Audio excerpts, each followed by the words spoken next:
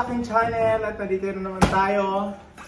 Pagtapos natin magbakasyon, paikot-ikot kung saan-saan, mag-unbox na naman tayo ng plasticware.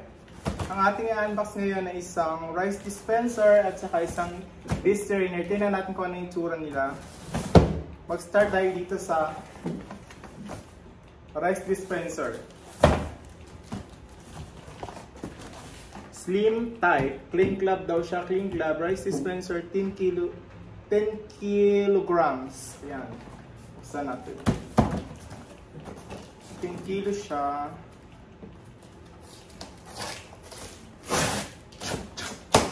Ayan. Wow. Ang init. Pinagpapawisan ako. Wow! Charan! Ito yung harapan niya. Tignan natin kung paano.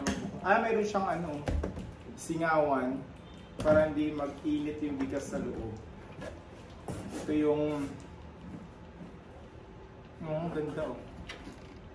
Secure talaga siya. Hindi siya mapapasukan ng ipis. Hindi siya basta-basta mapapasukan ng ipis. Maganda siya. Tingnan mo naman yung mga details niya. Tingnan mo, hindi talaga mapasukan yung takip niya. Walang ka. Tapos, ito yung kanyang ipindot. Isang pindot, isang takal yun. Yan, ang ganda, dipindot siya. Tapos, makikita mo dito kung marami pa bang natitirang bigas sa loob. Ay, smooth lang siya. Ang ganda ng pindutan. Tapos, ito naman yung sahuran ng bigas. Ganda siya. Tapos meron dito sa likod. Meron dito sa likod na ayun. Ano to? Pwede mo siyang tanggalin?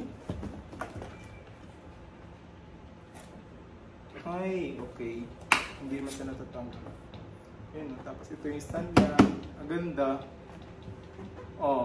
Kung gusto niyo ng Clean Club na new model na rice dispenser, dito na kayo. Stock number niya is 810. 810 ang kanyang stock number. Okay guys, next naman tayo dito sa dish drainer na to. Ang kanyang stock number ay 8809 DC1. Yan. Floral disc cabinet with one drawer. Tingnan natin. Tingnan na natin. Buksan na natin.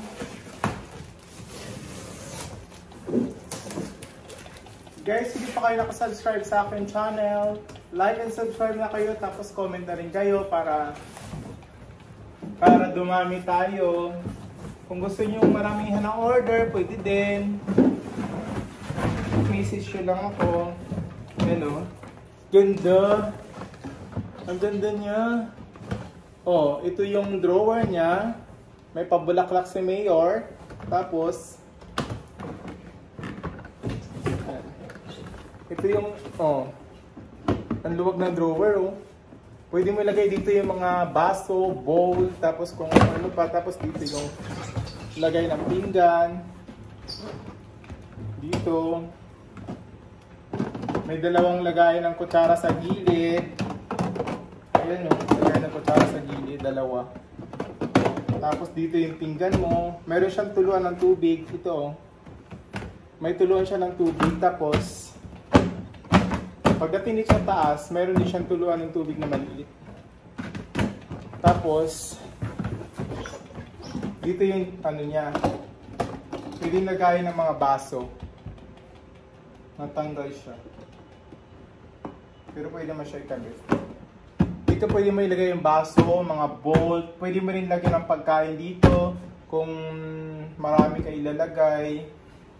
Mga tira-tirang pagkain pwede rin dito. Kasi may lagayan din naman ng bowl sa ilalim. Kaya dito lang siya. Yan. Maluwag siya 8809 DC1 guys. Order na kayo. PM niyo ako. Okay, message kayo sa akin Messenger. Yan. Guys, hanggang dito na lang muna ang ating pagbubukas ha. Meron pa tayo susunod na bubuksan sa susunod na araw, pero ito lang muna ngayon, guys. Bye!